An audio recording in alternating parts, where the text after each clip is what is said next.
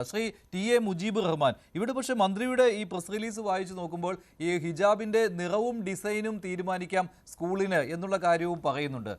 അങ്ങനെയൊക്കെ ഒരു തീരുമാനം എങ്ങനെയാണ് വിദ്യാഭ്യാസ വകുപ്പിന് അങ്ങനെ ഒരു തീരുമാനമെടുക്കാൻ കഴിയുക?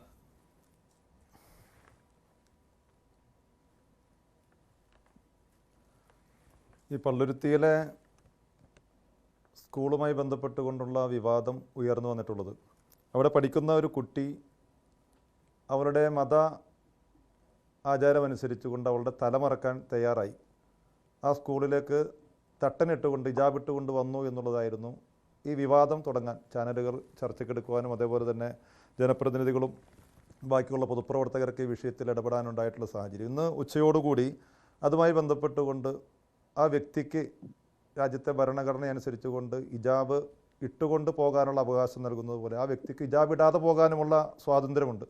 അവർ ഇന്ന് ആരുടെയെങ്കിലും പ്രേരണ മൂലമോ സമ്മർദ്ദം മൂലമോ അതല്ലെങ്കിൽ മറ്റേതെങ്കിലും കാരണങ്ങൾ കൊണ്ടോ അവർ തീരുമാനിക്കുകയാണ് ഞാൻ ഇനി ഹിജാബ് ഇടാതെ പോകാൻ തയ്യാറാണ് എന്ന് പറഞ്ഞപ്പോൾ അത് ഏറ്റവും വലിയൊരു വിട്ടുവീഴ്ച മനോഭാവത്തോടു കൂടി ഞാനിന്ന് ആ കുട്ടിയുടെ പിതാവുമായി ഇന്ന് വൈകുന്നേരം സംസാരിച്ചു. അദ്ദേഹമായിട്ട് സംസാരിച്ചപ്പോൾ അദ്ദേഹം പറഞ്ഞത്, എൻ്റെ കുട്ടിയുടെ ഒരു വിഷയം നമ്മുടെ നാട്ടിൽ ഒരു വർഗീയ ചേരിതിരിവിന് കാരണമാകുന്ന സാഹചര്യം ഉണ്ടാകരുത്. ആയതുകൊണ്ട് തന്നെ എൻ്റെ ഈ പ്രശ്നം കൊണ്ട് മറ്റ് അനാവശ്യ ചർച്ചകളിലേക്ക് പോകാതിരിക്കുന്നതിന് വേണ്ടി ഞാൻ വിട്ടുവീഴ്ച ചെയ്യുന്നു എന്ന് അദ്ദേഹം പറഞ്ഞു. അത്രമാത്രം വിട്ടുവീഴ്ച ചെയ്തുകൊണ്ട് അദ്ദേഹം മുന്നോട്ട് പോകുമ്പോൾ വീണ്ടും ആ വിഷയത്തെ അനാവശ്യമായി ചർച്ച ചെയ്യപ്പെടുന്ന രീതിയിൽ എനിക്ക് ഇതിനൊരു ഉദാഹരണം പറയാനുള്ളത്, സാധാരണ നാഷണൽ ഹൈവേയിലൂടെ പോകുന്ന ഒരു വാഹനം ഒരു കണ്ടെയ്നർ മറിഞ്ഞാൽ അവിടെ കുറേ ആളുകൾ ഓടിക്കൂടുന്നത് ആ വാഹനത്തിലുള്ള ആളുകളുടെ ജീവൻ രക്ഷിക്കാനും അതേപോലെ തന്നെ ആ വാഹനത്തെ പൊക്കിയെടുക്കാനും ഒക്കെയാണെന്ന് നമ്മൾ വിചാരിക്കും. പക്ഷേ അവിടെ ഓടിക്കൂടുന്ന ആളുകൾ ആ കണ്ടെയ്നറിൽ നിന്ന് പുറത്തേക്ക് വന്നിട്ടുള്ള അത് വെജിറ്റബിൾ ആകട്ടെ അതല്ലെങ്കിൽ മറ്റ് തമിഴ്നാട്ടിൽ നിന്ന് കൊണ്ടുവരുന്ന ബോയിലർ കോഴിയാവട്ടെ ഇതിനൊക്കെ എങ്ങനെ ശേഖരിക്കാം എന്നുള്ള രീതിയിലേക്ക് വരുന്നത് പോലെ തന്നെ ഇത്തരത്തിൽ നമ്മുടെ നാടിനെ കുട്ടിച്ചോറാക്കുന്ന നമ്മുടെ നാടിനെ വർഗീയമായി ചേരിതിരിവുണ്ടാക്കുന്ന ഇത്തരത്തിലുള്ള ഇഷ്യൂകൾ വരുമ്പോൾ തങ്ങൾക്ക് എങ്ങനെ രാഷ്ട്രീയപരമായിട്ടുള്ള നേട്ടങ്ങൾ ഉണ്ടാക്കാം, തങ്ങൾക്ക് എങ്ങനെ വർഗീയപരമായിട്ടുള്ള ചേരിതിരിവുകൾ ഒന്നുകൂടി വികസിപ്പിക്കാൻ കഴിയുമെന്നുള്ള അത്തരത്തിലുള്ള ചിന്തകളോടുകൂടി ഓടിക്കൂടുന്നത് നമ്മുടെ നാടിന് നല്ലതല്ല. അതിൽ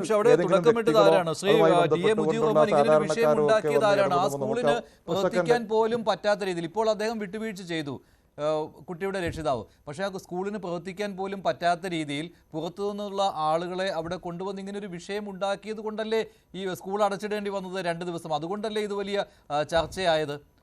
അതുമാത്രമല്ല, ഇപ്പോൾ വിദ്യാഭ്യാസ മന്ത്രിക്ക് അദ്ദേഹം നൽകിയ പരാതിയുടെ അടിസ്ഥാനത്തിലാണ് സർക്കാർ സ്കൂളിനെതിരെ നിലപാടെടുത്തിരിക്കുന്നത്. അപ്പോൾ ഈ വിഷയം അവസാനിച്ചുവെന്ന് കരുതാനും ആവില്ല ഇനി. അപ്പോൾ സർക്കാർ ഒപ്പമുണ്ടെങ്കിൽ തീർച്ചയായിട്ടും അദ്ദേഹം ആ നിലപാട് മാറ്റുവാനും സാധ്യതയുണ്ടല്ലോ. മാത്രമല്ല അദ്ദേഹത്തിന് സഹായിക്കാനായിട്ട് അന്ന് വന്ന ശക്തികൾ വീണ്ടും എത്തും. അല്ലെ അദ്ദേഹം തെറ്റിദ്ധാരണയ്ക്ക് വിധേയനാകുമല്ലോ.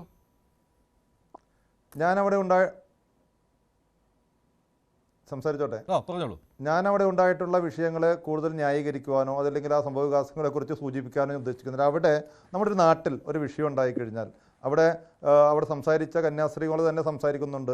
6ൽ കൂടുതൽ എന്ന് പറയുമ്പോൾ 7 പേരായിരിക്കും. അവിടെ 6, 7, 8, 10 പേര് സ്കൂളിൽ ഒരു വിഷയം ഉണ്ടാകുമ്പോൾ പള്ളുരുത്തി എന്നുള്ളത് നമ്മൾ മറ്റുള്ള സ്ഥലങ്ങൾ പോലെയല്ല, ഇടുക്കി പോലെയോ പത്തനംതിട്ട പോലെയോ വിശാലമായിട്ടുള്ള അവസ്ഥയിൽ അവിടെ ഒരു ചേരി പ്രദേശമാണ്, ജനങ്ങൾ തിങ്ങി താമസിക്കുന്ന ഒരു പ്രദേശമാണ്. അവിടെ ആ സ്കൂളിലൊരു വിഷയം ഉണ്ടായപ്പോൾ ആ നാട്ടുകാരായിട്ടുള്ള ആളുകൾ അവിടെ ഓടിക്കൂടിയിട്ടുണ്ടെങ്കിൽ അതിനെയൊക്കെ പർവ്വതീകരിച്ച് കാണിക്കുന്ന അവസ്ഥ. നിങ്ങൾ സൂചിപ്പിക്കേണ്ടത് അവിടെ സ്കൂളിൻ്റെ രക്ഷകർത്താക്കളുടെ ഭാഗത്ത് നിന്ന് അവിടെ വന്ന 5, 6 പേരുടെ കാര്യം പർവ്വതീകരിച്ച് പറയുമ്പോൾ അവിടെ ഈ പറയപ്പെടുന്ന PC ജോർജിൻ്റെ മകൻ ഷോൺ ജോർജ് കോട്ടയത്ത് നിന്ന് യാത്ര ചെയ്ത് അവിടെ എത്തിയിട്ടുണ്ട്. അതേപോലെ തന്നെ KM മാണിയുടെ മകൻ ജോസ് കെ മാണി അവരെ ഫോൺ വിളിച്ചിട്ടുണ്ട്. ഈ പറയപ്പെടുന്ന പല കാസയുടെയും അതേപോലെ തന്നെ മറ്റ് സംവിധാനങ്ങളുടെയും നേതാക്കളോട് എത്തിയിട്ടുണ്ട്. അതിനെക്കുറിച്ച് ചർച്ച ചെയ്യപ്പെടുന്നില്ല. ചർച്ച ചെയ്യാൻ ഉദ്ദേശിക്കുന്നില്ല. ഇവിടെ നമുക്ക് ഏറ്റവും പറയുവാനുള്ള ഒരു കാര്യം ഞാൻ സൂചിപ്പിക്കട്ടെ സെക്കൻഡ്. ടെലിഫോണിലുണ്ട്.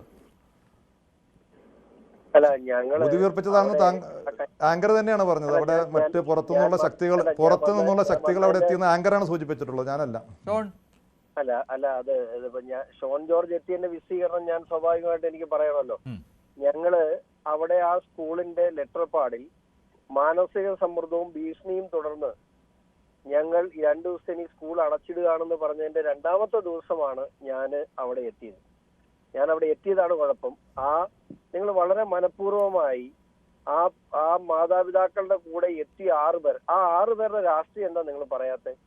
SDP അങ്ങനെ ഒരു ശ്രമം STPയുടെ പേര് പറയാൻ നിങ്ങൾക്ക് എന്താണ് ഭയം? അപ്പൊ എന്താണ് നിങ്ങൾ മറച്ചു വെക്കാൻ ശ്രമിക്കുന്നത്? അങ്ങനെ ഒരു സ്കൂളില് ഞാനൊരു കാര്യം ചോദിച്ചോട്ടെ, അവിടെ 117 ഇസ്ലാം സമൂഹത്തിൽപ്പെട്ട പെൺകുട്ടികൾ അവിടെ പഠിക്കുന്നുണ്ട്. അവർക്ക് ആർക്കുമില്ലാത്ത പരാതി ഈ കുട്ടിക്ക് എങ്ങനെ ഉണ്ടായി? ഈ കുട്ടി അതേ സ്കൂളിൽ പഠിക്കുന്നു കഴിഞ്ഞ 4 മാസക്കാലമായി. ആ 4 മാസക്കാലമായി ആ കുട്ടിക്കില്ലാത്ത പരാതി ഒരു ദിവസം കൊണ്ട് എങ്ങനെ ഉയർന്നു വരുന്നു? ആ ഉയർന്നു വന്ന പരാതിയിന്മേൽ മാനേജ്മെന്റ് ആ കുട്ടിയോട് ഇത് ധരിക്കുന്നത് സ്കൂളിന്റെ യൂണിഫോം അല്ല എന്ന് പറഞ്ഞപ്പോൾ തൊട്ടു പുറകെ സംഘടിതമായി STPയുടെ പ്രവർത്തകർ എങ്ങനെ ആ പെൺകുട്ടിയുടെ പിതാവിനോടൊപ്പം ആ സ്കൂളിൽ ചെന്ന് അവരോട് ഈ ബഹളം ഉണ്ടാക്കുന്നു? ഞങ്ങൾ ഇന്നലെ വൈകുന്നേരം 5 മണിക്കാണ് ഞാൻ അവിടെ എത്തുന്നത്. ഈ സംഭവം നടക്കുന്നത് വ്യാഴാഴ്ചയും വെള്ളിയാഴ്ചയാണ്. അവിടെ അത്തരത്തിലുള്ള ഒരു ലെറ്റർ പാഡിൽ ഞങ്ങൾക്ക് ഇത്രയും വലിയൊരു സമ്മർദ്ദം, ഈ നാട്ടിൽ സ്കൂൾ നടത്തിക്കൊണ്ട് പോകാൻ സമ്മർദ്ദമുണ്ട്. നമ്മൾ അന്വേഷിച്ചു എന്താണ് ആരുടെ സമ്മർദ്ദം? SDPയുടെ സമ്മർദ്ദമുണ്ട്. അവിടെ ഞങ്ങൾ ഇടപെടുക തന്നെ ചെയ്യും. അതിന് നിങ്ങൾ എങ്ങനെ വ്യാഖ്യാനിച്ചാലും ഞങ്ങൾക്ക് വിഷയമല്ല. ഈ നാട്ടിൽ ഒരു സ്ഥാപനം നടത്തിക്കൊണ്ട് പോകാൻ, ഭയങ്കര സൂചിപ്പിച്ച പോലെ തന്നെ ഒരു ന്യൂനപക്ഷ സ്ഥാപനം നടത്തിക്കൊണ്ട് പോകാൻ അനുവദിക്കുന്നില്ല എന്ന് പറഞ്ഞാൽ അത് ഈ നാട്ടിലുള്ളൊരു വലിയ നീതി നിഷേധമാണ്. ആ നീതി നിഷേധത്തിനെതിരെ ഞങ്ങൾ തീർച്ചയായിട്ടും പോവുകയും ചെയ്യും. അവർക്ക് ചെയ്തു കൊടുക്കാൻ പറ്റുന്ന എല്ലാ സഹായങ്ങളും ഞങ്ങൾ ചെയ്തു കൊടുക്കുകയും ചെയ്യും. 2 കാര്യങ്ങൾ ഇന്ന് സംഭവിച്ചു ഷോൺ. 2 കാര്യങ്ങൾ സംഭവിച്ചു. ഇവിടെ ഹൈബിയുടെ MP അങ്ങോട്ട് പോയില്ല, പക്ഷേ ജാർഖണ്ഡിൽ പോയി എന്നുള്ള വിമർശനം ഉയർന്നിരുന്നുവല്ലോ. അത് BJP ഹാൻഡിലുകളും അത്തരത്തിലുള്ള വിമർശനം ഉന്നയിച്ചിരുന്നു. കാരണം ജാർഖണ്ഡിൽ കന്യാസ്ത്രീകൾക്കൊരു പ്രശ്നമുണ്ടായപ്പോൾ അവരെ അറസ്റ്റ് ചെയ്തപ്പോൾ ഇവിടെ നിന്ന് UDF-ഉം LDF-ഉം ഒക്കെ അതിൽ ഇടപെട്ടു. അതിൽ MP-മാരും ഉണ്ടായിരുന്നുവെന്ന്. പക്ഷേ ഇവിടെ പള്ളുരുത്തിയിൽ സംഭവിച്ചപ്പോൾ അങ്ങനെ ഉണ്ടായില്ല എന്ന്. ഹൈബിയുടെ ഇന്ന് അവിടെ പോയി, അവിടെ പ്രശ്നപരിഹാരം ഉണ്ടാക്കിയെന്ന് അദ്ദേഹം അവകാശപ്പെടുകയും ചെയ്തു. ഹിജാബ് ധരിക്കാതെ തന്നെ കുട്ടി സ്കൂളിലെത്തും, സ്കൂളിന്റെ നിയമാവലിയും ഹൈക്കോടതി വിധിയും അംഗീകരിക്കാം എന്ന് രക്ഷിതാവും സമ്മതിച്ചു എന്നാണ്. പിന്നീട് വൈകിട്ടായപ്പോൾ മറ്റൊന്നുകൂടി സംഭവിച്ചിരിക്കുന്നു. വിദ്യാഭ്യാസ മന്ത്രിയുടെ ഓഫീസ് ഹിജാബ് ധരിച്ച് തന്നെ കുട്ടിക്ക് സ്കൂളിൽ ചെല്ലാനുള്ള അനുവാദം നൽകണം, അതിനുള്ള കർശന നിർദ്ദേശം സ്കൂളിന് നൽകിയിട്ടുണ്ട് എന്നും. ഈ 2 കാര്യങ്ങളെ പറ്റിയുള്ള പ്രതികരണം. അല്ല, എപ്പോഴാണ് ഈ ജനപ്രതികൾ പോയത്? ഇന്നലെ ഞാൻ അവിടെ ചെന്നതിന് ശേഷം ഛത്തീസ്ഗഡിൽ പോയ ജനപ്രതികളെ ആരെയും ഈ പള്ളുരുത്തിയിലോട്ട് കണ്ടില്ല എന്ന് ഞാൻ പത്രസമ്മേളനം നടത്തിയതിനു ശേഷമാണ് ഇന്ന് അവിടെ എത്തിയത്. എത്തിയിട്ട് പറഞ്ഞ എന്താ, ഇവിടെ ചിലര് വന്നു, ഞാൻ ചെന്നതിനാണ് കുഴപ്പം. അവിടുത്തെ വിഷയങ്ങളിൽ അവരാരും ചെല്ലാതിരുന്നതിനല്ല കുഴപ്പം, ഞാൻ ചെന്നതിനാണ് കുഴപ്പം. അവിടെ ഹൈബിയുടെ പോകണ്ട, അവിടെ കോൺഗ്രസിന്റെ CPM-ന്റെ കൗൺസിലർമാരുണ്ടല്ലോ, കൊച്ചിൻ കോർപ്പറേഷൻ അല്ലേ പള്ളുരുത്തിയിൽ, ആ കൗൺസിലർമാർക്കൊന്നും അവിടെ ചെന്ന് ചോദിച്ചൂടെ? അവർക്ക് ചോദിക്കില്ല. കാരണം എന്താണ്, അവിടുത്തെ STP സംഘടിതമായ STP അവർക്ക് ഭയമാണ്, അവർക്ക് ചോദിക്കാൻ കഴിയില്ല. അപ്പൊ ഞാൻ അവിടെ ചെന്നത് കൊണ്ട് ഇന്ന് അവിടെ ജനപ്രതി വന്നിട്ട് ഇപ്പൊ പറഞ്ഞു. ഞാനിപ്പോ ഒരു കാര്യം ചോദിക്കട്ടെ, വളരെ സന്തോഷം, ഒരു കുഴപ്പമില്ല. പക്ഷേ ഇന്നലെ വൈകുന്നേരം വിദ്യാഭ്യാസ വകുപ്പ് മന്ത്രി പറഞ്ഞത് എന്ത്? സ്കൂളിന്റെ യൂണിഫോം അത് തീരുമാനിക്കാനുള്ള അവകാശം സ്കൂളിനാണ്, അനാവശ്യമായ വിവാദങ്ങൾ ഉണ്ടാക്കരുത്. ആ സ്റ്റേറ്റ്മെന്റ് കറക്റ്റാണ്. 24 മണിക്കൂറിനും ഉള്ളിൽ ആ സ്റ്റേറ്റ്മെന്റിനെ ആര് മാറ്റി, എങ്ങനെ അത് മാറ്റപ്പെട്ടു, എന്തുകൊണ്ട് വിദ്യാഭ്യാസ വകുപ്പ് മന്ത്രിക്ക് മേൽ അത്ര വലിയ സമ്മർദ്ദം ചെലുത്താൻ ശക്തിയുള്ള ഫോഴ്സ് ആരാണ് ഇവിടെ? ഇത് കേരളം ചർച്ച ചെയ്യേണ്ട വിഷയം തന്നെയാണ്.